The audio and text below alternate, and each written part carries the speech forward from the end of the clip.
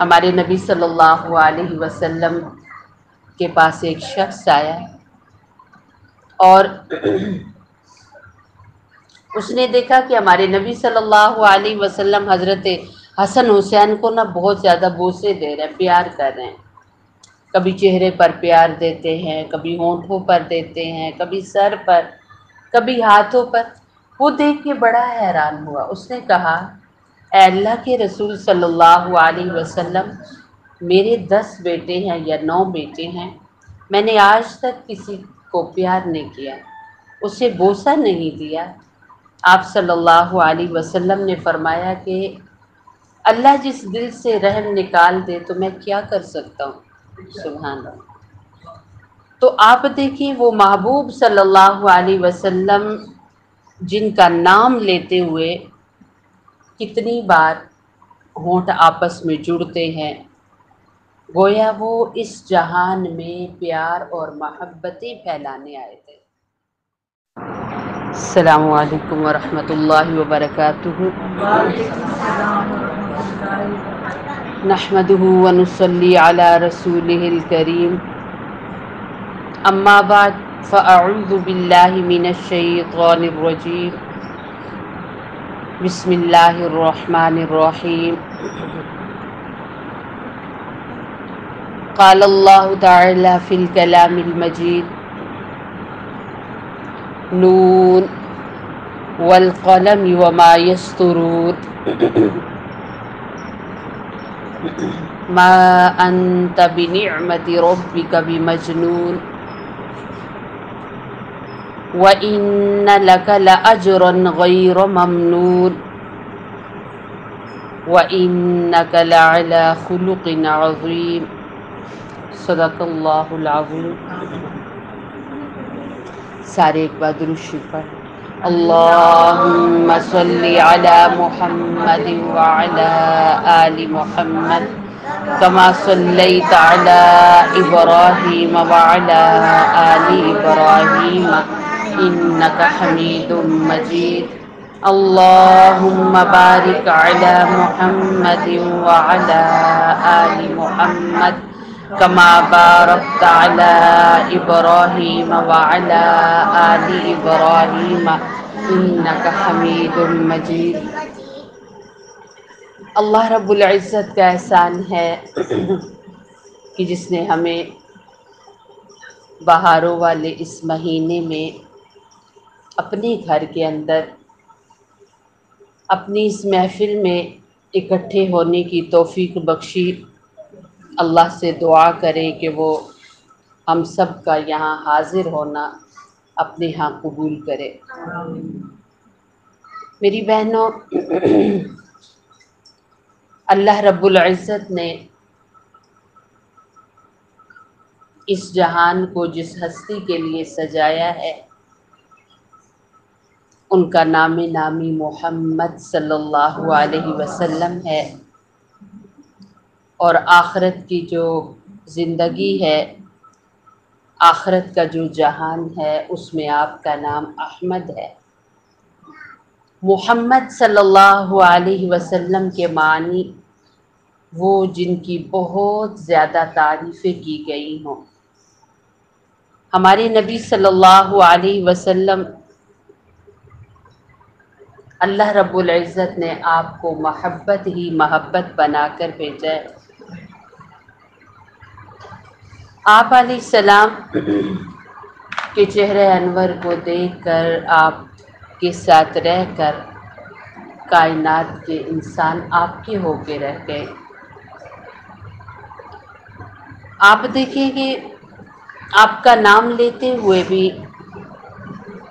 ہمارے 3 بار ہونٹ جڑتے ہیں، 3 بار، سبحان اللہ۔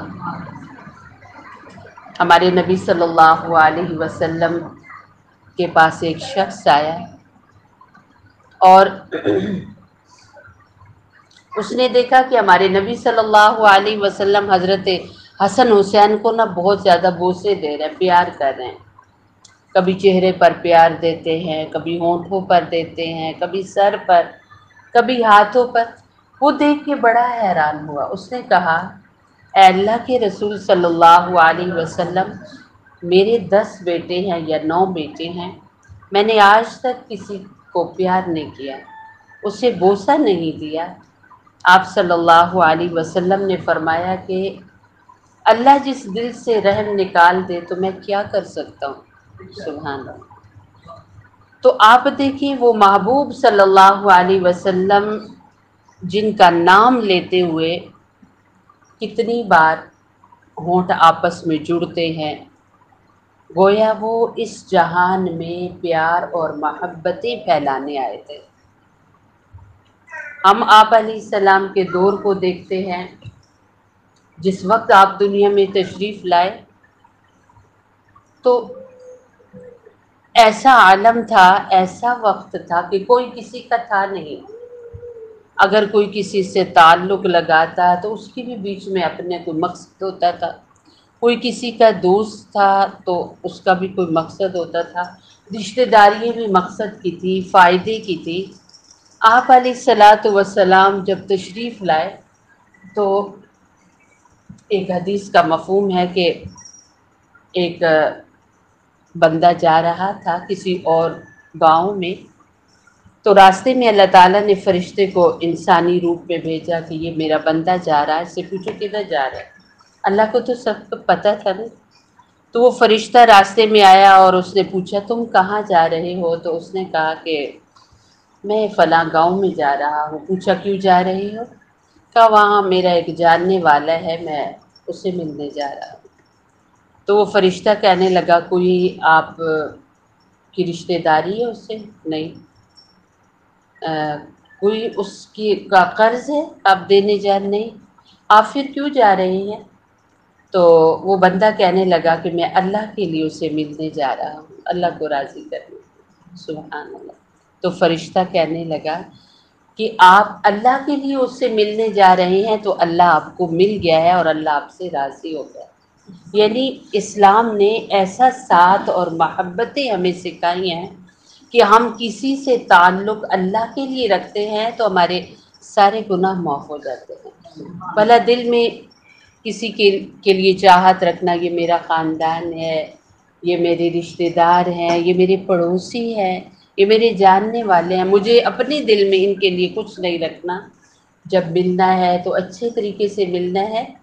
تو حدیث پاک کا مفہوم ہے کہ ایسے لوگ جو دل کے اندر کسی کے بارے میں کسی قسم کی کوئی خفگی، کسی قسم کے کوئی کدورت، کوئی ناراضگی نہیں رکھتے، وہ بندے بے حساب جنت میں جائیں گے۔ سبحان اللہ۔ ان سے کوئی حساب نہ لیا جائے گا۔ تو حضور علیہ الصلاۃ والسلام اس جہان میں محبتیں پھیلانے آئے ہیں اور محبتیں دینے والا جو ہے اس سے ملانے آئے ہیں۔ اللہ رب العزت نے فرمایا کہ نون والقلم وما یسطرون، حروف مقطع ہے۔ ہمارے نبی صلی اللہ علیہ وسلم، یہ بعض علماء فرماتے ہیں کہ ہمارے نبی صلی اللہ علیہ وسلم کو جب معراج شریف ہوئی تو آپ کے اور اللہ رب العزت کے بیچ باتیں ہوئیں، ان کو حروف مقطعات کی صورت دی گئی۔ ان کے معنی بس صرف اللہ پاک ہی جانتے ہیں۔ تو قرآن پاک کی شروع میں یہ الفاظ ہیں اور اتنی برکتوں والے یہ لفظ ہیں۔ علماء یہاں تک کہتے ہیں کہ اگر صبح اٹھیں اور اٹھ کر صرف ان الفاظ کی آپ زیارت کر لیتے ہیں تو اللہ رب العزت اس زیارت کے صدقے اور صلے میں شام تک آپ کی ہر دعا قبول کریں گے، آپ کی ہر مشکل آسان کریں گے، آپ کی جو چاہت ہوگی اللہ پوری کرے گا۔ سبحان اللہ۔ صرف دیکھنے سے، اور جب آپ اس کو پڑھ لیں گے، ان کو یاد کر لیں گے، پھر اللہ رب العزت آپ کی زبان سے نکلی ہوئی باتوں کو پورا کرتے جائیں گے، کیونکہ یہ وہ لفظ ہیں جو اللہ اور اللہ کے رسول علیہ السلام کے بیچ گفتگو ہوئی ہے، باتیں ہوئی ہیں۔ اللہ ہی اس کو جانتا ہے کہ نون جب شروع میں آتا ہے تو کسی بھی لفظ کے شروع میں نون آتا ہے تو ساری دنیا کی چیزیں، انسان اس سے مراد ہوتے ہیں، یعنی ہم سارے بات کر رہے ہیں یا ہم سارے موجود ہیں۔ تو نون کا یہ مطلب ہوتا ہے اور نعمتوں میں بھی دیکھیں نون آتا ہے، انعامات میں نون آتا ہے۔ اللہ نے یہاں پر نون لایا اور فرمایا کہ والقلم، قلم کی قسم۔ آپ دیکھیے کہ اللہ رب العزت اگر قلم دنیا میں نہ بناتے تو تعلیم وجود ہی میں نہ آتی، اور جب تعلیم نہ ہوتی تو کائنات کے انسان ان پڑھ رہتے۔ بھوکا بندہ، پیاسا بندہ اتنا اس کا نقصان نہیں ہوتا جتنا کہ ان پڑھ انسان کا نقصان ہو جاتا ہے، جو جانتا ہی نہ ہو۔ تو اللہ رب العزت نے اس کائنات پر بہت ساری نعمتوں کی بارش کی، ان میں سے ایک نعمت اللہ تعالیٰ نے قلم دیا ہے۔ اسی لیے علماء کہتے ہیں نا کہ جس چیز کے ذریعے بھی لکھا جائے، چاہے وہ پینسل ہے، بال پین ہے، قلم ہے، یعنی جو چیز بھی رائٹنگ میں آتی ہے، جس سے لکھا جاتا ہے، اس کا انتہائی ادب کیا جائے۔ جو بچے بچیاں یا جن گھروں میں قلم کا ادب نہیں ہوتا، چاہے وہ پنسل ہے اس کا ادب نہیں ہوتا، تو علماء کہتے ہیں وہاں علم نہیں آتا۔ آج دیکھیں کہ باسکٹ میں جب آپ کوڑا ڈالتے ہیں تو کتنے بچے جب قلم ٹوٹ جاتا ہے، پینسل ٹوٹ جاتی ہے تو اسے باسکٹ میں ڈال دیتے ہیں۔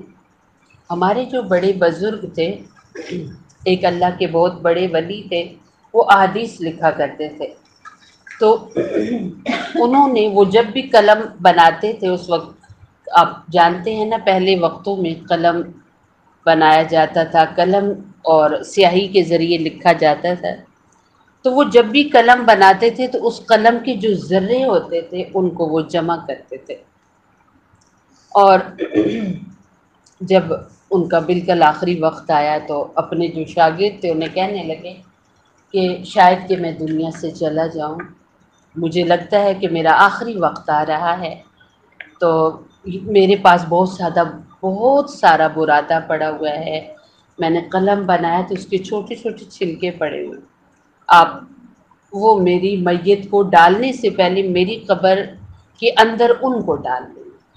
حالانکہ وہ احادیث کے حافظ ہیں، وہ احادیث لکھتے ہیں، کتنا اونچا ان کا مقام اور مرتبہ ہے، پر وہ کیا کہہ رہے ہیں کہ یہ قلم کے جو چھلکے ہیں جو میں نے اپنی زندگی میں کام کیا ہے، بطور گواہی اپنے ساتھ یہ لے کے جاؤں گا، یہ ڈال دینا۔ علماء فرماتے ہیں بعد میں وہ کسی کی خواب میں آئے تو ان سے کسی نے پوچھا کہ آپ کے ساتھ اللہ پاک نے کیا سلوک کیا، تو وہ کہنے لگے کہ دیکھیں جب میں اللہ کے حضور پیش ہوا تو اللہ تعالیٰ نے فرمایا کہ فرشتوں سے کہ اس کے رجسٹر میں نہ لکھ دو اسے ہم نے معاف کیا ہے۔ تو وہ کہنے لگے میں نے سوچا کہ شاید میں اتنا کام کر کے آیا ہوں، دن رات محنت کی ہے، احادیث لکھتا یاد کرتا رہا ہوں، امت تک پہنچائی ہیں، شاید اس وجہ سے میرا یہ انجام ہوا کہ مجھے اللہ نے معاف کیا اور حساب بھی کوئی نہیں لے رہے۔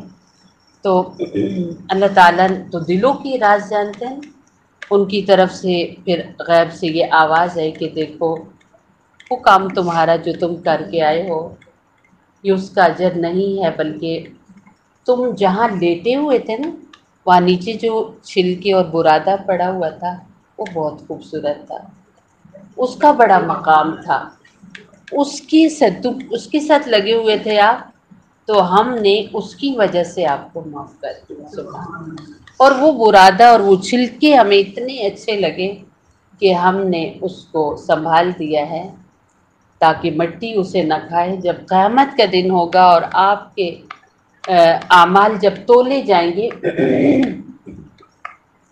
تو نیکیوں والی سائڈ پر ہم وہ برادہ رکھیں گے اور وزنی کریں گے، سبحان اللہ۔ تو میری بہنوں، قلم کو اللہ نے کتنا احترام دیا، کتنی اونچی شان دی کہ وہ چھلکے جو قلم کا حصہ تھے ان کی وجہ سے بخشش ہو رہی ہے، اور اللہ بتا رہی ہیں کہ قلم کا بہت اونچا مقام ہے۔ آج دیکھیں ہمارے بچے لکھتے ہیں تو کس کے ذریعے؟ قلم کے ذریعے۔ اب پینسل ہو گئی، بال پین ہو گیا ہے، سیاہی والا پین ہو گیا ہے، تو سب سے پہلے قلم سے لکھا جاتا تھا، اور یہ سبھی قلم ہی ہیں، ان سے لکھے جا رہے ہیں جو کچھ بھی لکھا جاتا ہے۔ تو ہمیں کتنا اچھا لگتا ہے کہ ہمارے بچے کو لکھنا آ گیا ہے۔ جس انسان کے پاس جو چیز ہوتی ہے نا، وہ اس چیز کا، اس کی اہمیت جانتا ہے۔ میں نے کئی بار کہا ہے کہ اللہ رب العزت کے لاکھوں کروڑوں کرم احسان اپنے بندوں پر، الحمدللہ ہم پر بھی، کہ اللہ رب العزت نے ایک ایسے والدین کی دولت سے نوازا۔ میرے دادا جی خود عالم نہیں تھے، لیکن علم سے بہت محبت کرتے تھے، اور اللہ کا علم پھیلانے کے لیے دنیا میں وہ پھرتے تھے اللہ کے بندوں تک، اور دین پھیلانے کے لیے، اور اپنے گاؤں اور اپنے علاقے کو بہت وقت دیتے تھے، اور کسی پل کسی لمحے غافل نہیں رہتے تھے کہ بھئی اب میں آرام کروں، نہیں، جہاں تک ان کی پہنچ ہوتی تھی لوگوں کو نماز روزے کا درس دیا کرتے تھے۔ ایک بار میں اور میرے دادی جان ہم اعتکاف بیٹھے ہوئے تھے، تو وہ ہمارے سے باہر ایک کمرے میں ہم اعتکاف بیٹھے ہوئے، تو وہ باہر والے کمرے میں بیٹھے ہوئے تھے، پاس آئے، مجھے وقت یاد نہیں ہے لیکن وہ ہمارے پاس بیٹھا کرتے تھے، تو ہمیں کہنے لگے کہ آپ لوگوں کو نا ایک دعا میں بتاتا ہوں، حدیث میں ہے، آپ لوگ اس اعتکاف میں یہ دعا پڑھیں، سب کی خیریں ہوں گی، اور آپ لوگوں کو بھی اللہ بہت دے گا۔ اور وہ رزق کے لیے، اپنی اولاد کے لیے، اپنے خاندان کے لیے ہمیشہ دعا مانگتے تھے کہ اللہ ضرورت سے زیادہ میرے بچوں کو رزق نہ دیں، بس جتنی ضرورت ہے اتنا، لیکن فرماتے تھے دعا کیا، میں نے خود ان کی کئی بار دعا سنی کہ یا اللہ اتنا علم دینا، اتنا علم دینا کہ یہ چاہیں بھی تو ختم نہ ہو۔ سبحان اللہ، ان کا اپنا خاندان تقریباً 350 سے اوپر ہے، ایون کہ چھوٹے چھوٹے بچے بھی حافظ قرآن، یعنی ان کی آگے جو نسل چلی، چھوٹے چھوٹے بچے بھی حافظ قرآن بن رہے۔ میرا بھتیجا انہی کی نسل میں سے ہے، ماشاء اللہ، وہ ابھی اتنی ایج نہیں، 11ویں سال میں حفظ کر ہے۔ تو یہ ان کی دعائیں تھیں کہ انہوں نے مال نہیں، علم مانگا اللہ سے۔ اچھا، انہوں نے جب دعا بتائی تو مجھے آج میں اب بھی وہ دعا بڑی شوق سے پڑھتی ہوں، اور تو یا اللہ میرے بابا جی کو اس کا ثواب دیجیے گا۔ تو میں نے وہ دعا سنانے لگے کہ دیکھو یہ دعا ہے، میں نکال کے دوں گا، آپ لوگ نشان کر کے یاد کرنا۔ انہوں نے جب بولا کہ میرے پاس ڈائری پر تھی، تو میں نے کہا میں لکھ لیتی ہوں، تو وہ بولتے گئے، میں نے لکھی اللہم انی اعوذ بک من الہم والحزن، اے اللہ میں تیری پناہ میں آتا ہوں دونوں جہانوں کے غم سے، وَأَعُوذُ بِكَ مِنَ الْجُبْنِ وَالْبُخْلِ، اے اللہ میں بزدل ہو جاؤں، ڈر جاؤں، یا میرے پاس کچھ ہو، دین ہو، علم ہو، تو میں دینے سے کتراؤں کہ مجھے ملا میں کیوں کسی کو دوں، اللہ اس سے بھی مجھے بچانا۔ اللہم انی اعوذ بک من الہم والحزن واعوذ بک من العجز والکسل، اے اللہ میں سست ہو جاؤں، اس سے بھی مجھے بچانا کہ میں پڑھی رہوں، نمازوں کے اوقات چلتے چلے جائیں، اچھے اعمال کرنے کے وقت گزر جائے، میں بیٹھا رہوں یا بیٹھی رہوں، اس سے مجھے بچانا۔ وَأَعُوذُ بِكَ مِنْ غَلَبَةِ الدَّيْنِ، اے اللہ مجھے اس سے بھی بچانا کہ میں مقروض ہو جاؤں۔ وَقَهْرِ الرِّجَالِ، اے اللہ دنیا مجھ پر حملہ آور ہو، مجھے اس سے بھی بچانا۔ اب وہ بول رہے ہیں، میں لکھ رہی ہوں، اچھا وہ زیادہ میرے ہاتھ کو دیکھ رہے ہیں، مجھے آج بھی یاد ہے کہ میرے اس طرح بابا جی نے ہاتھوں کو لیا اور اتنا پیار کیا، اور ان کے آنسو میرے ہاتھوں پہ گرے، اور میرے مسجد کی طرف دیکھ کر کہنے لگے کہ میں سوچ بھی نہیں سکتا تھا کہ میری اولاد حدیث لکھے گی۔ سبحان اللہ۔ میں آج بھی اپنی بیٹی کو بھی یہ بات بتاتی ہوں کہ آج ہماری بچی سب کام ہماری اولادیں کریں، ہمیں فخر ہونا چاہیے کہ ہمارے بچوں کے اندر کچھ اسکل ہے، کوئی کام کر سکتے ہیں، لیکن یہ جو کام ہے نا، اس کے بارے میں دل کے اندر شوق بھی رکھنا چاہیے۔ تو میں نے اسے کہا کہ تم سیکھ رہے ہو، آج سیکھ رہی ہو، تو مجھے اس بات کی خوشی رہی ہے ہمیشہ جب میں نے دیکھا کہ میری بیٹی کو اتنا پڑھنا آیا، الحمدللہ، لیکن جب اللہ کا نام لکھا تو سب سے زیادہ خوشی آئی، اس لیے کہ میں نے اپنے بڑوں کو دیکھا کہ وہ اس بات پر جب خوش ہوئے کہ ہمارے بچوں کے ہاتھوں میں جب قلم آیا، کچھ لکھا، تو اللہ رسول دکھ رہے ہیں، سبحان اللہ۔ تو ان کی خوشی نے ہمیں یہ دولت دی ہے کہ ہمارے الحمدللہ اللہ استقامت کل سمیت ہمیں بھی نصیب کرے کہ دن بدن ایک شوق رہا کہ اور چیزیں سیکھیں، کوئی نئے کورس آ رہے ہیں دین کے حوالے سے، نئی باتیں آ رہی ہیں، ان کو سیکھا جائے۔ تو میری بہنوں، جس کے پاس جو دولت ہوتی ہے اس کے اندر اس چیز کی قدر ہوتی ہے۔ شاید ان کے آنسو اور ان کی چاہت کا یہ اثر ہے کہ ان کے اپنے یعنی پوتے، ان کے نواسے، ان میں الحمدللہ مفتی لوگ ہیں، اللہ کا لاکھوں شکر ہے۔ بلکہ رمضان شریف میں جب بھی جمعہ والے دن نماز پڑھتی تھی تو ایسے لگتا تھا وہ ایسے آگے پیچھے ہیں، اور میں کہتی تھی کہ آج آپ کو کتنا کچھ مل رہا ہے اپنے پوتوں سے، اپنے نواسوں سے، کہ سارے لوگ اور بیٹے بھی سب جمعہ پڑھا رہے ہیں، سبحان اللہ۔ عام دنوں میں تو یہ کام کرنا اکیلا ثواب ہے نا، ایک حصہ ملتا ہے، تو رمضان شریف میں ہزاروں کی تعداد پہنچتی ہے، تو کہاں کہاں مقام بن رہے ہوں گے، کتنی اونچے اونچے درجے اللہ پاک جی دے رہے ہوں گے۔ یہ کس وجہ سے کہ ان کے دلوں میں اس چیز کی قدر تھی۔ میری بہنوں، قلم بہت اونچا ہے۔ قلم کے بارے میں جس نے بھی اپنے دل کے اندر اس کی عظمتیں رکھی، وہ خود سے اونچا نہیں ہوگا، اس کی نسلیں بھی اونچی ہوں گی۔ آج ان کو یا ہم جب بھی جاتے ہیں کسی غمی پر، خوشیوں میں اتنا نہیں جاتے، کیونکہ خوشیاں ہر جگہ کی ایسی ہیں کہ ان میں ہر بندہ شریک نہیں ہو سکتا، کیونکہ روک نہیں سکتے، تو بس یہ بہتر ہے کہ آپ شریک نہ ہو۔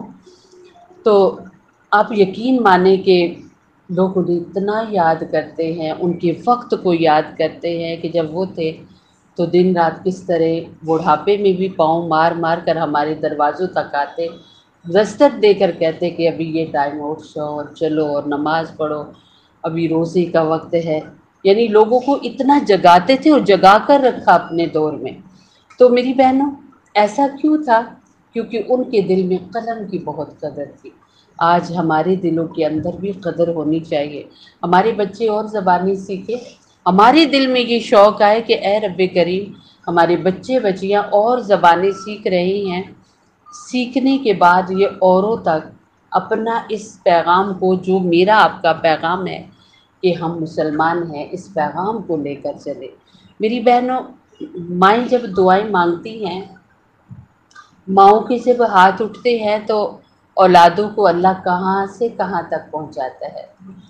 حضرت اماں آمنہ کے بارے میں آتا ہے نا کہ بیمار ہو گئے، آخری جب لمحے تھے تو، اور حضرت حلیمہ سعدیہ کے بھی یہی الفاظ تھے اور حضرت اماں آمنہ کے بھی یہی تھے کہ ہمارے بچے کو ایسا بنانا کہ دونوں جہانوں میں اس کے نام کے چرچے ہوں، مشہوری ہو۔ تو آپ دیکھو، ماؤں کی دعا، اللہ نے تو آپ کو ازل سے بنا دیا تھا، لیکن ہمیں یہ بتایا کہ جب ماں کوئی لفظ منہ سے نکالتی ہے تو اللہ اس لفظ کو کتنا حفاظت سے رکھتے ہیں اور اس لفظ کو پھر پورا بھی کرتے ہیں۔ حضرت اماں حلیمہ نے آپ کو پالا، آپ کی پرورش کی، اور جب بھی گود میں لیتی تو کہتی یا اللہ میرے محمد صلی اللہ علیہ وسلم کو ایسی اونچی شان دینا نا کہ دونوں جہانوں میں آپ کا نام ہی نام ہے۔ تو پھر آپ ہی کا نام ہے، دنیا میں بھی آپ کا نام ہے۔ 5 وقت میں آپ دیکھیں کہ اذان واقعتاً بہت خوبصورت ہے، اذان جیسا کوئی اعلان اور ہو ہی نہیں سکتا، لیکن اللہ کے رسول صلی اللہ علیہ وسلم کا جب نام بیچ میں آتا ہے تو کیسے اذان کو 4 چاند لگ جاتے ہیں، اور کیسے اللہ تعالیٰ کی یہ دھرتی کی زبان ہوتی تو یہ ہمیں بتاتی کہ جب اذانوں میں اتنی آواز کے ساتھ ان کا نام لیا جاتا ہے تو میں کس طرح آباد اور خوش ہوتی ہوں۔ تو میری بہنوں، کیسے ایک ماں کی دعا کو اللہ جی نے قبول کیا کہ دونوں جہانوں میں ان کے نام کے چرچے ہیں اور رہیں گے، تا قیامت رہیں گے، قیامت کے بعد رہیں گے۔ تو میری بہنوں، اپنے بچوں کے لیے اللہ سے ہمیں صرف رزق روزی اور اعلیٰ اونچی شان ہی نہیں مانگنی چاہیے کہ اللہ بڑا اونچا مقام دے، اے اللہ میرے بچے کو قلم والا بنا، لکھے۔ یعنی قلم سے یہ مراد ہے کہ تعلیم یافتہ ہو میری بیٹی، میرا بچہ تعلیم، بہت علم حاصل کرے، لیکن ایسا علم حاصل کرے جس سے اے اللہ آپ کی پہچان ہو، آپ کے حبیب کی پہچان ہو، اور آپ یاد رکھیے گا اور آپ اس دعا کو مانگ کے دیکھیے گا، اللہ نے قلم کو اتنی عظمت اور شان دی کہ اسے اپنے قرآن کے صفوں کی خوبصورتی بنائی ہے۔ تو جو قلم سے جڑے گا، جو قلم سے محبت کرے گا، اللہ اس کو کتنی شان دے گا، کتنی اونچائی دے گا۔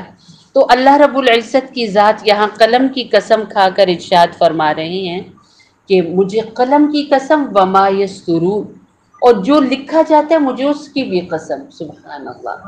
تو یہاں یہ پتہ چلتا ہے کہ لکھنا پڑھنا اللہ کو کتنا اچھا لگتا ہے، کتنا پیارا اللہ کو لگتا ہے کہ کائنات کے انسان لکھنا پڑھنا جانے۔ وہ آقا صلی اللہ علیہ وسلم، وہ آخری نبی صلی اللہ علیہ وسلم جن کے ہم امتی ہیں، میری بہنوں ان کو لکھنا پڑھنا نہیں آتا تھا، لیکن اللہ رب العزت نے ایسی آپ کو شان دی کہ کل کائنات میں اللہ کے بعد آپ کے پاس سب سے زیادہ علم ہے، اور پھر آپ کو لکھنا تو نہیں آتا تھا، لیکن آپ کے صدقے سے کیسی اللہ رب العزت نے اس امت کو یہ شان دی ہے کہ وہ لکھتے تھے۔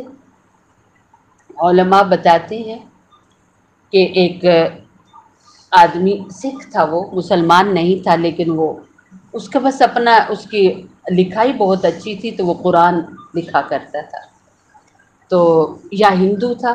بعض علماء اس میں یہ ایک واقعہ بیان کرتے تھے کہ اسے لکھائی جب اچھی ہے، اس کے دل میں اللہ جی نے ایک شوق ڈال دی کہ چاہے تو غیر مسلم ہے، تیری لکھائی اچھی ہے تو قرآن لکھ۔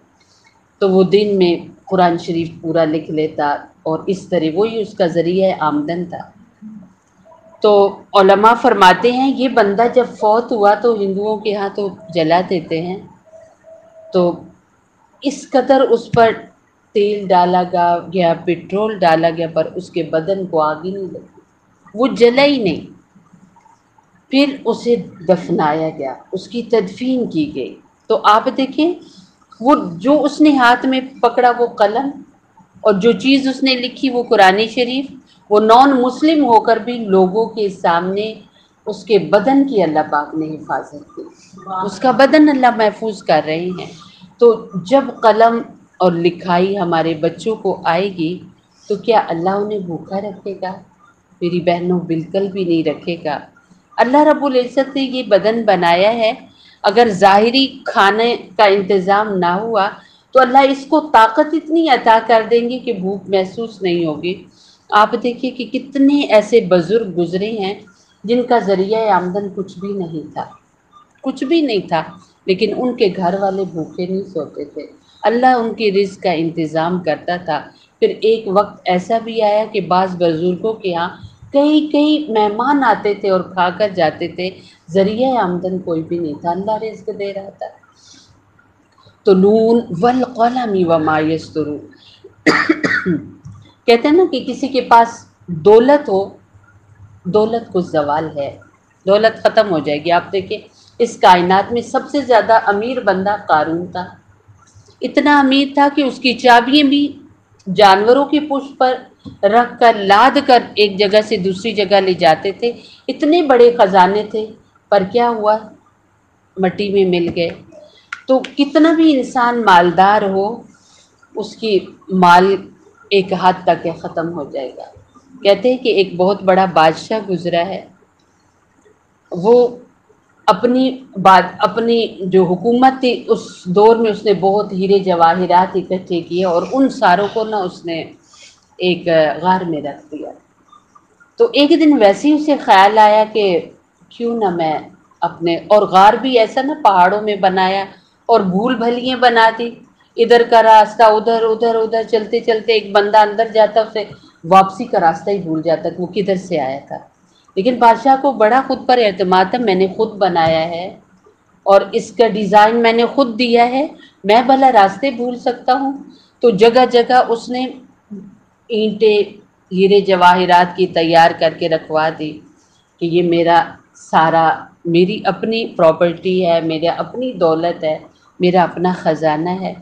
تو اس خزانے کو ایک بار ویسے ہی بس جب وقت آیا ہو تو انسان کے قدم خود ہی اٹھ جاتے۔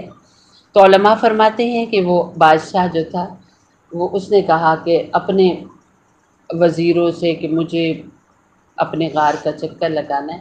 اچھا لگانے سے پہلے اس نے کہا کہ جتنا عملہ وہاں کام کر رہا ہے نکال دو باہر چلے جائے وہ. اور سارے کوئی بندہ اس کے ساتھ اس غار میں نہیں گیا، وہ گیا اور جب آخر میں پہنچا تو وہاں ہیرے جواہرات کا ڈھیر لگا ہوا تھا. اور اس کو ایسی وہاں جا کر چل چل کر پتہ نہیں باہر کیا ٹائم ہو گیا ہوگا، سارا دن گزر گیا یا 2 دن گزر گئے، اسے سمجھ ہی نہیں پڑی کہ اس نے بہت لمبا اور بہت بڑا غار بنایا ہوا تھا اور وہ سارا ہیرے جواہرات سے بھرا ہوا تھا. اس اپنے اس مال و دولت کو دیکھ کر اتنا خوش، اسے پتہ ہی نہیں وقت کا چلا اور یہ بھی احساس نہیں ہو میں کہاں سے کہاں آ گیا ہوں.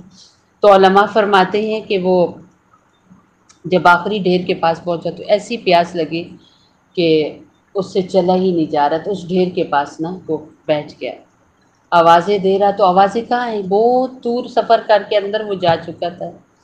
تو اس نے وہاں پر ان جواہرات کے اوپر ایک پتھر کے اوپر لکھا کہ یہ جو ڈھیر ہے نا خزانوں کے، انسان جب ان میں اس کے بول کا مفہوم تھا کہ ان میں جب کھو جاتا ہے نا تو موت آ جاتی ہے پر اسے واپسی کا راستہ نہیں ملتا. اور یاد رکھو کہ ہیرے جواہرات آپ کو زندگی نہیں دے سکتے. اس نے ایک تحریر لکھی اور لکھا کہ میں آج مر رہا ہوں پانی کی ایک بوند کی وجہ سے، اور میری پوری غار ہیرے جواہرات سے بھری ہوئی ہے پر یہ مجھے زندگی نہیں دے سکتی، مجھے پانی کا گھونٹ نہیں دے سکتے یہ. اور یہ تحریر پوری لکھ کر وہ فوت ہو گیا. اور باہر کے لوگ یہی انتظار کرتے رہے کہ بادشاہ واپس آئیں گے اور بادشاہ واپس ہی نہیں آئے. اور کہتے ہیں کہ بعض علماء یہ بھی کہتے ہیں کہ وہ غار ہی اس کی قبر بن گئے. تو میری بہنوں کتنی بھی مال و دولت ہو، مال و دولت کو زوال ہے، کتنی بھی عزت ہو عزت کو زوال ہے. دنیا میں کیسے معزز لوگ بھی گزرے ہیں. کہتے ہیں نمرود کو اللہ نے بڑی عزت دی تھی اور اللہ رب العزت نے اس نے چونکہ حضرت خلیل علیہ السلام کو آگ میں ڈالا تھا، دشمن بن گیا تھا حضرت ابراہیم کا، تو اللہ تعالیٰ نے اس قوم پر مچھروں کا عذاب بھیجا اور اس نمرود کی ناک کے ذریعے مچھر اندر چلا گیا. اور اتنا معزز وقت کا بادشاہ تھا اور اسے اندر کاٹ رہا تھا مچھر اور اسے آرام آتا تھا کہ اس کے سر پر کوئی 8-9 جوتے لگائے. اور جو بھی آتا تھا اور جو جتنی زور سے اس کے سر پر جوتا لگاتا تھا وہ کہتا تھا یہ میرا سب سے زیادہ قریبی ہے.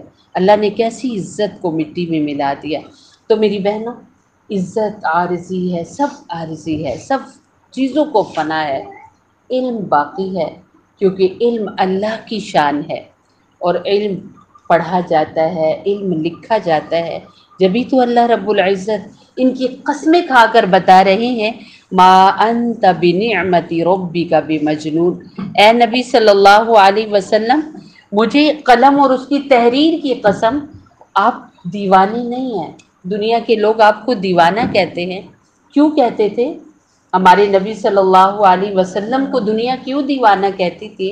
اس لیے کہ تکلیفیں دے دے کر ستا کر ستانے والے تھک گئے، لیکن آپ علیہ السلام پھر بھی ان کے گھروں میں جا کر، ان کے دروازوں پر دستک دے کر، ان کے بازاروں میں جا کر، ان کی محفلوں میں جا کر لوگوں کو اللہ کی طرف بلاتے اور جواب میں آپ پر پتھر برساتے، آپ پر گندگی پھینکتے، آپ کو اس قدر باتیں سناتے، آپ کا دل توڑتے تھے.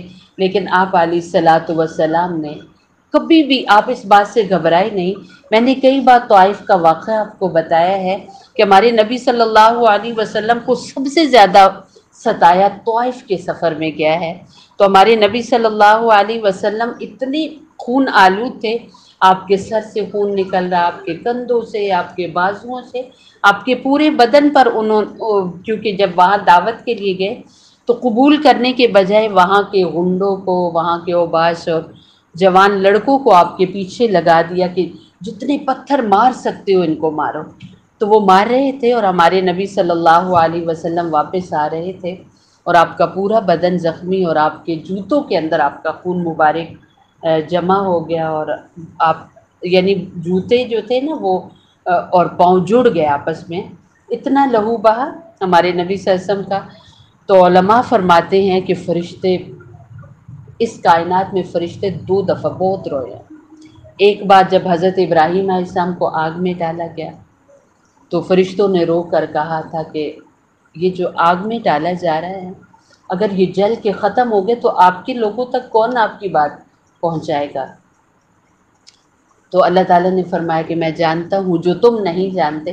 اور دوسری بار اتنا فرشتے روئے جب ہمارے نبی صلی اللہ علیہ وسلم کو پتھروں سے مارا گیا۔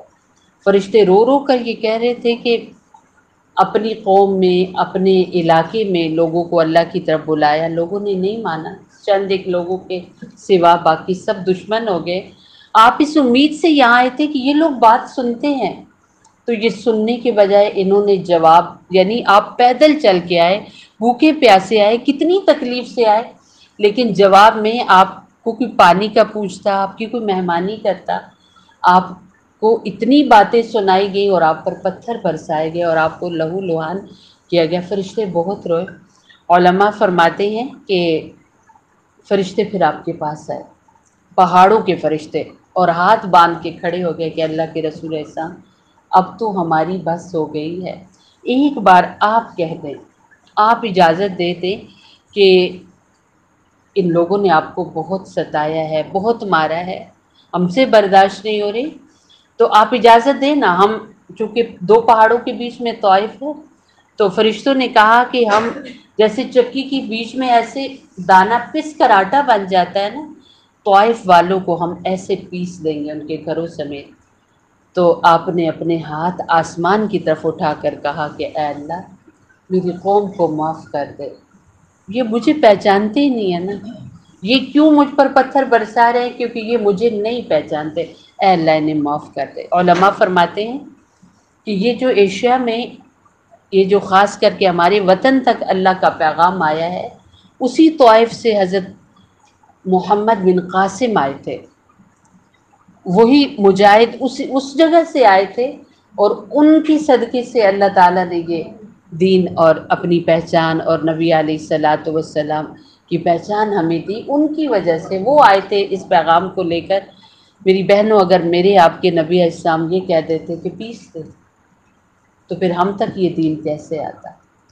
تو لوگ آپ کے بارے میں یہ کہتے تھے، سمجھ نہیں آتی، اتنی تکلیفیں ہم دے دے کر تھکے ہیں، یہ ذہنی طور پہ ٹھیک نہیں ہے۔ تو اللہ تعالیٰ نے فرمایا کہ مجھے قلم کی قسم اور لکھی ہوئی تحریر کی قسم، آپ دیوانے ہیں ہی نہیں۔ دنیا آپ کو دیوانہ کہتی ہے نا، آپ تو ہمارے لیے دیوانے ہیں۔ دنیا آپ کو اتنا ستا رہی ہے، آپ ہمارے لیے سب سہ رہے ہیں، پر ہم قسمیں کھا کر آپ کو یقین دلاتے ہیں کہ آپ دیوانے اور پاگل نہیں ہیں۔ اور پھر فرمایا وَإِنَّ لَكَ لَأَجْرًا غَيْرَ مَمْنُونٍ، کہ آپ کے لیے تو اتنا ثواب ہے، اتنی مزدوری ہے، اتنی عطائیں ہیں کہ ہم جیسے کہ سمندر ہی کھول دیں گے، ہم آپ کے لیے بہا دیں گے اپنے اجر کو، اپنے ثواب کو، آپ کو بے حساب ہم دیں گے۔ علماء یہاں فرماتے ہیں کہ اتنا خوش ہوتے تھے ہمارے نبی صلی اللہ علیہ وسلم اس بات سے کہ مجھے بہت ملے گا۔ آج مجھے آپ کو پتہ چلے کہ ہمیں بہت کچھ ملنے والا ہے تو ہم پہلے ہی سے اچھا یہ یہاں لگائیں گے، سیونگ بھی کریں گے، بچوں کے لیے بھی رکھیں گے، فلاں کو بھی دیں گے، فلاں جگہ جائیں گے، اتنا تو ہم ویسے ہی گھوم پھر کے استعمال کریں گے۔ اتنے عرصے سے منتظر تھے کہ ملے، کچھ محنت کی تھی، ہمارے نبی صلی اللہ علیہ وسلم نے بھی محنت کی ہے، اور آپ علیہ السلام کو بدلے میں اجر مل رہا ہے، وہ بھی بے حساب۔ تو آپ اتنا خوش ہو رہے ہیں اور آپ فرمانے لگے کہ یہ جو مجھے اجر ملا نا، میں اس وقت تک راضی نہیں ہوں گا، میں اس وقت تک خوش نہیں ہوں گا جب تک میری امت کا ایک بندہ بھی دوزخ کے اندر ہے۔ سبحان اللہ، آپ نے اس مزدوری کا صلے میں کیا مانگا؟ میری آپ کی مغفرت مانگی، میری آپ کی معافی مانگی۔ میری بہنوں، آپ دیکھیں کہ آخرت کی زندگی ساری، کہتے ہیں نا کہ آج جو ہم کر رہے ہیں اس کی دوسری تصویر آخرت کی زندگی ہے۔ آج جو ہم نمازیں پڑھیں گے، وہاں اس کے بدلے میں ہمیں اچھے صلے ملیں گے، اچھے اعمال ملیں گے، اچھی جنت ملے گی، اونچے مقام ملیں گے۔ اور بے نمازی ہمارے اندر اگر نماز کا نہ پڑھنا آئے گا تو اس کی دوسری تصویر کیا ہے؟ علماء فرماتے ہیں، بلکہ قرآن شریف کے اندر آتا ہے کہ دوزخ کے 7 حصے ہیں، اور ان میں سے ایک حصے کا نام سقر ہے۔ وہ سقر جو ہے وہ ایسی ہے جیسے آپ اس کی مثال اس طرح لیں کہ جیسے شاپر ہوتا ہے، آپ چولہے میں تیز آگ کر دیں تو جو ہی آپ قریب بھی کریں گے تو وہ سارا ایسے اکٹھا ہو جائے گا، جل جائے گا۔ تو سقر ایسی جگہ ہے کہ جو ہی بندہ گیا تو وہ ریزہ ریزہ ہو گیا، پل بھر میں کوئلہ بن گیا، پھر جسم ملا، پھر کوئلہ بنا۔ تو فرشتے کہیں گے وہ شور بہت ہوگا نا، دھاڑ بہت رہا ہوگا انسان، روح بہت رہا ہوگا، اللہ ہم سب کو محفوظ کرے، ذرا سی جلن میرے آپ سے برداشت نہیں ہوتی۔ اب دیکھیں ہم کھانا بنا رہے ہوتے ہیں، توے پر ہلکا سا گھی ہو اور وہ قطرہ میرے آپ کے ہاتھ پہ گر جائے، سارا کام وہیں رہ جاتا ہے، وہ ایک قطرہ لگا ہوا جو ہے وہ برداشت نہیں ہوتا۔ تو آپ سوچیں جب انسان آگ کے اندر جائیں گے تو کیا عالم ہوگا۔ تو فرشتے حیران ہو کر پوچھیں گے کیا تمہیں کوئی بتانے والا نہیں آیا تھا، اور یہ اتنا عذاب کس وجہ سے آیا؟ تو لوگ کہیں گے ہمیں بتانے والے آئے تھے، ہمیں انہوں نے پیغام دیا تھا، اور اس اتنی شدت والی عذاب والی جگہ جو ہم آئے ہیں نا، لم نکو من المصلین، ہم کبھی نمازی نہیں پڑھتے تھے، ہم نمازی نہیں تھے، ولم نکو نطعم المسکین، کبھی ہم دوسروں کو کھانا نہیں دیتے تھے۔ آج ہم اپنے گھروں میں الحمدللہ، اللہ کل کو آباد رکھے، ہمیں آباد رکھے، ہمارے جو محلے جو ایریا ہمارے بچ گئے اللہ تعالیٰ کے امتحان سے، اللہ ہمیشہ بچا کر رکھے، اور جو امتحان میں آئے اللہ اپنے خزانوں سے ان کی مدد کرے کہ ان کے ٹوٹے گھروں کا انتظام ہو، ان کی بہہ گئی جائیداد اللہ انہیں واپس لوٹائے۔ تو میری بہنوں، ان کا تو سب کچھ چلا گیا، تو ہم کیا کہتے ہیں، ساری دنیا تو وہاں کر رہی ہے نا، ہم نے نہ کیا تو کیا ہے، دروازے کا دیا، ہم نے نہ کیا تو کیا ہے۔ تو کیا ہے کہ اللہ تعالیٰ فرما رہے ہیں وہ اتنی شدت والے عذاب میں جب لوگ جائیں گے تو وہ کہیں گے کہ ہم نمبر 1 نمازی نہیں تھے، نمبر 2 ہم دوسروں کو کھانا نہیں دیتے تھے، وَكُنَّا نَخُوضُ مَعَ الْخَائِضِينَ، ہم باتیں بہت کرتے تھے۔ آج ہماری محفلیں آپ دیکھیں کہ کتنی ایسی مائیں بہنیں ہیں اپنے گھروں میں جوان بچیے چھوڑ کر، اعتماد کر کے ساتھ والی پڑوسن کے گھر میں جا کر گھنٹوں بیٹھتے ہیں، گھنٹوں بیٹھتے ہیں۔ میں آپ کو اپنا ایک بتاتی ہوں، ہم سب بیٹیوں والی ہیں، بچیوں والی ہیں، بچوں والی ہیں، آج تو بچوں کی بھی فکریں ہیں۔ اس چیز کا بہت دھیان رکھا جائے یہاں پر۔ میں اکثر اپنی بہنوں کو کہتی ہوں کہ چونکہ ہمارا شعبہ ایسا ہے کہ مجبوری ہے ہماری، ہم زیادہ بات نہیں کر سکتے، دین کی بات کر سکتے ہیں، اس کے علاوہ بات نہیں کر سکتے۔ آپ اس کے حوالے سے آ کر ہمارے سے جتنی زیادہ بات کریں، اپنے گھریلو زیادہ مسائل ڈسکس نہ کریں، آپ یقین کریں کہ سال ڈیڑھ پہلے کی بات ہے، یہیں پر آ کر وہ بچی، میں کئی بار انہیں کہتی تھی کہ آپ زیادہ وقت نہ لگایا کریں، اپنی بیٹیوں پر دھیان رکھا کریں۔ آپ یقین کریں وہ مجھے تول کر کھول کر بتایا کرتی تھی کہ نہیں، تصور بھی نہیں ہے کہ میری بچیوں کا کچھ ہو سکتا ہے ایسا، اور ہوا ایسا۔ اماں جب میرے پاس سے اٹھی تو اس گھر میں بیٹھ گئی، ادھر سے اٹھی تو اس گھر میں بیٹھ گئی، پڑھنے کے لیے پڑھائی تو کی ہی نہیں، پڑھا تو ہے ہی نہیں، باتیں کر کر کر کے نتیجہ کیا ہوا، بچیوں سے ہاتھ دھو بیٹھے ہیں۔ تو آج ہم اللہ تعالیٰ کہہ رہے ہیں نا کہ سقر میں لوگ جائیں گے، بہت بھیانک آگ میں جائیں گے، تو ان کے 3 گناہ ہوں گے۔ ایک گناہ انہوں نے نماز نہیں پڑھی ہوگی، دوسرا گناہ انہوں نے دوسروں کو کے دکھوں کا اندازہ ہی نہیں ہوا ہوگا، تیسرا گناہ ویسے ہی فضول باتیں کرتے رہے، ادھر گئے ادھر باتیں کرتے رہے۔ میری بہنوں، اپنے بچوں کے پاس رہیں، اپنے بچوں کو وقت دیں، کل قیامت کے دن یہ بے فضول بیٹھنا اور بے فضول اپنا وقت ضائع کرنا یہ ہمارے لیے بہت نقصان دہ ہوگا۔ بچے یہی جب بڑے ہوتے ہیں تو پھر ہمارے آنسو خشک نہیں ہوتے کہ لڑکوں کو کیا لڑکے کن کاموں میں مصروف ہو گئے، انہیں کیا عادات پڑ گئی، اور ہماری بچیاں کہاں چلی گئیں۔ تو اصل قصوروار کون ہے؟ مائیں ہیں جو وقت نہیں دیتے ادھر ادھر۔ اور آپ یقین مانیں، میں آپ سے بات کر رہی ہوں، 5 منٹ اگر ہم اپنے وقت سے لیٹ ہوں گے تو میں خود بھی ذاتی طور پہ ہوتی ہوں کہ مجھے اس بچیوں کو سبق پڑھانا ہے، اور آپ بھی گھر جانے تک آپ کو یہ ہوگا کہ دیکھیں 1 گھنٹے کا کہتے اتنا وقت لگا دیتے، کتنا ہمارا وقت صرف ہوا۔ یہاں پر یعنی ہم کہیں کسی بھی محفل میں جائیں، وہاں لمبا ہمارا وقت لگے گا تو ہم اس طرح کی باتیں کریں گے، لیکن کسی محفل میں دوسروں کی باتیں ہو رہی ہیں، غیبتیں ہو رہی ہیں، برائیاں ہو رہی ہیں، وہاں کوئی فنکشن ہو رہا ہے، وہاں ہمارے پاس 3-4 گھنٹے آرام سے ہیں، ہم بالکل برا نہیں مانتے۔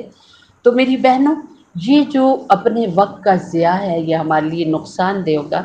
تو آپ دیکھیں کہ ہمارے نبی صلی اللہ علیہ وسلم نے فرمایا کہ آپ کے لیے اللہ نے فرمایا کہ اے نبی آپ کے لیے تو بے حساب اجر ہے، تو آپ خوش ہو کر کیا کہہ رہے ہیں، یہ جو اجر ہے نا اس کے صلے میں کیا اللہ سے لے لوں گا، اپنی امت کے معافی کروا لوں گا۔ تو امت کو چاہیے، ہمیں چاہیے کہ ہمارے نبی صلی اللہ علیہ وسلم جو اب اللہ نے دولت انہیں عطا کی، اس دولت میں سے آپ یہ لے رہے ہیں کہ ایک امتی بھی دوزخ میں نہ رہے، تو امتی کو چاہیے کہ وہ ایسا خود کو تیار کرے کہ رسول اللہ صلی اللہ علیہ وسلم شرمندہ نہ ہو۔ آخر میں ہمارے علماء ایک واقعہ بیان کرتے ہیں کہ ایک مسجد کے باہر ایک عیسائی نہ، ایک چرچ کے باہر غالباً ایک عیسائی بھکاری بھیک مانگ رہا تھا، تو وہاں سے ایک مسلمان گزرا اور اس کے جیب سے نا وہ ایک اس کا وائلیٹ گر گیا، پرس گر گیا، اس میں اس کے پیسے بھی تھے، اس میں اس کے سارے کاغذات بھی تھے۔ تو اس نے اٹھا لیا، اس نے جب کھول کے دیکھا اتنے سارے ایک دم سے پیسے، اور اس نے فوراً اس پرس کو بند کیا اور بھاگ پڑا۔ اس نے اس بندے کو دیکھا ہوا تھا، تو وہ پیچھے سے جا کر اسے مل گیا اور اسے دیا، تو اس نے اسے دیکھا اور کہا کہ تو مسلمان بھی نہیں ہے، میرے مذہب کا بھی نہیں ہے، اور کوئی تو دیندار بھی نہیں ہے، تیری تو نسلیں بھی سنور جاتی اگر یہ میرا رکھ لیتا ہے، اتنے اس میں کریڈٹ کارڈ تھے، اس میں پیسے تھے، اس میں میرے ایسے ایسے کاغذات تھے، تیرے بڑے کام آنے والے تھے، تو نے مجھے کیوں لوٹائے؟ تو وہ کہنے لگا دیکھو میں نے جب تمہارا یہ پرس اٹھایا تو میرے دل نے کہا لے لو، کسی کو کیا پتہ چلتا ہے، پھر میرے ضمیر نے مجھے کہا، میرے اندر کے انسان نے مجھے کہا کیا ہے، جتنے بھی پیسے ختم ہو جائیں گے نا قیامت کے دن عیسیٰ علیہ السلام جب کھڑے ہوں گے نا رسول اللہ صلی اللہ علیہ وسلم کے سامنے، تو اور اگر رسول اللہ صلی اللہ علیہ وسلم نے یہ شکایت کر دی کہ میری امتی کا پرس آپ کی امتی نے اٹھایا تھا، تو عیسیٰ کتنے شرمندہ ہوں گے۔ تو اس شرمندگی نے نا مجھے اس بات پر آمادہ کیا کہ میں آپ کو وائلیٹ آپ کا واپس کروں، میں اپنے نبی کو آپ کے نبی کے سامنے شرمندہ نہیں ہونے دیتا۔ سبحان اللہ، کیسی سوچ ایک بھکاری کی میری بہنوں، کہ وہ اس سوچ سے اتنی دولت واپس کر رہا ہے کہ کہیں میرا نبی ان کے نبی کے سامنے شرمندہ نہ ہو۔ تو آج دیکھیں کیا حالت، کہاں تک امت جا چکی ہے، بچیوں کا لباس اپنا رہا ہی نہیں۔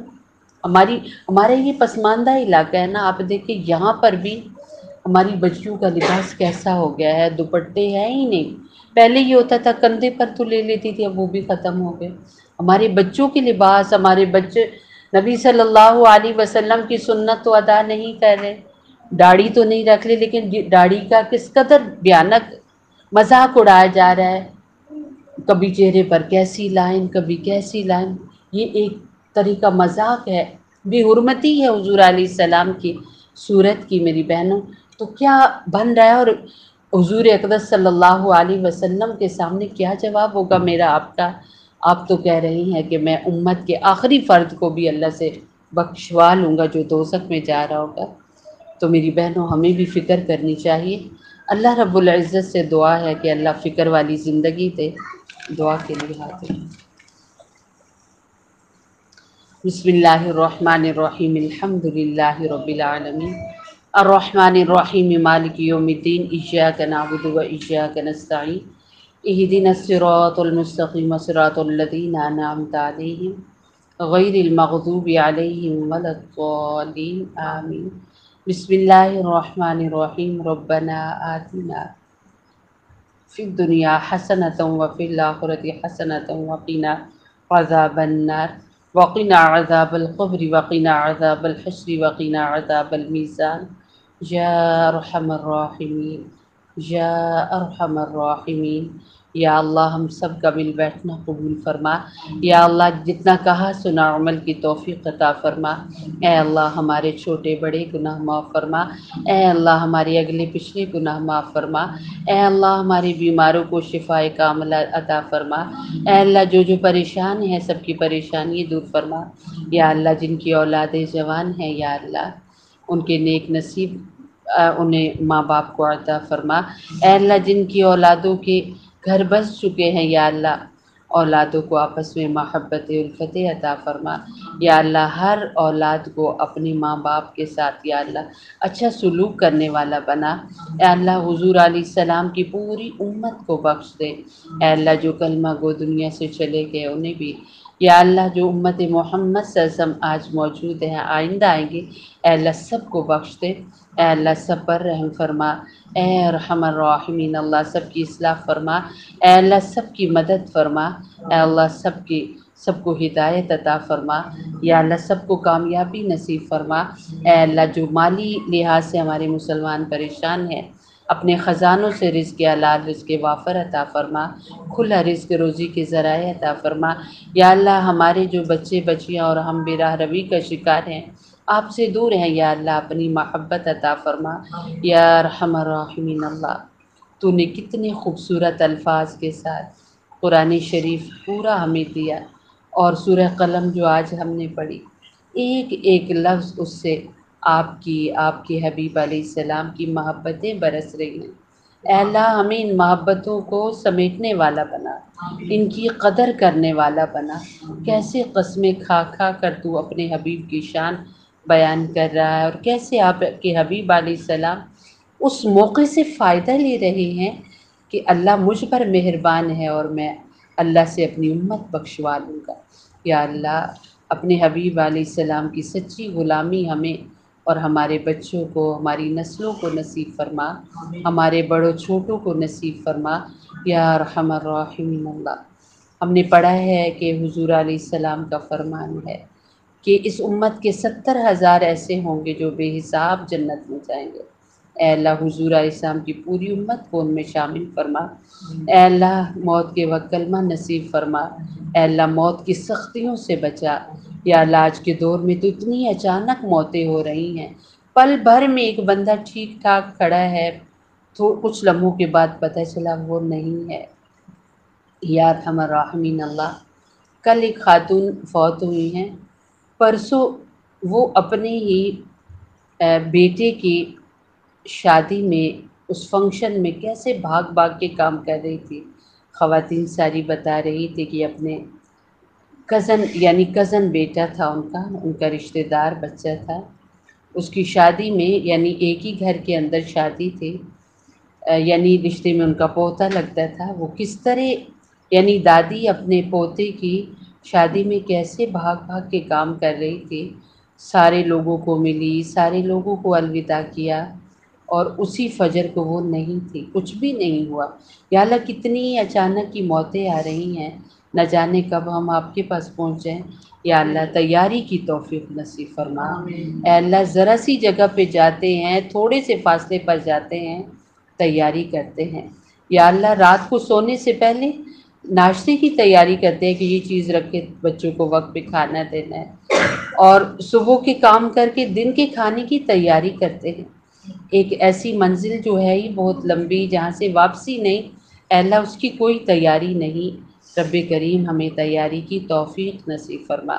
یا اللہ امت محمد صلی اللہ علیہ وسلم کی جیسے اپنے حبیب علیہ السلام کی ظاہراً محبت کا اظہار کرتے ہیں، اتنی خوشی کر کے کہ وہ آقا علیہ السلام اس مہینے میں آئے، وہ بہار اپنے گھروں کو شہروں کو بنا دیتے ہیں۔